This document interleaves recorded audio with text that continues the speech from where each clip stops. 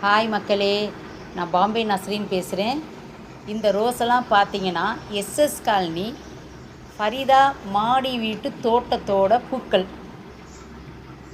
எவ்வளோ அழகாக இருக்குன்னு பாருங்கள். இதெல்லாம் இப்போ வெயிலில் பூத்து குலுங்கி அழகாக இருந்துச்சு. அதெல்லாத்தையும் பறித்து கீழே கொண்டாந்து டேபிளில் எவ்வளோ ஷோவாக வச்சுருக்கோம் பாருங்கள்.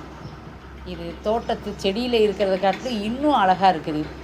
இதையெல்லாம் ஃபரிதா வளர்த்த கார்டன் ரோஸுங்க. எவ்வளோ அழகாக இருக்குன்னு பார்த்தீங்களா? இந்த ரோஸ் பாருங்களேன், வைலட் கலர்லாம் இருக்குது. இத்தனை வகையான கலர்ஸுன்னு பாருங்கள்.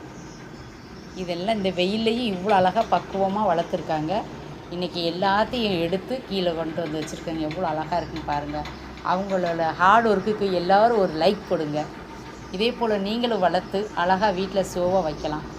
இந்த பூக்கள் எல்லாம் பறித்து தலையில் வைக்கிறத காட்டி இந்த செடியில் எவ்வளோ அழகாக வச்சுருக்காங்கன்னு பாருங்களேன்.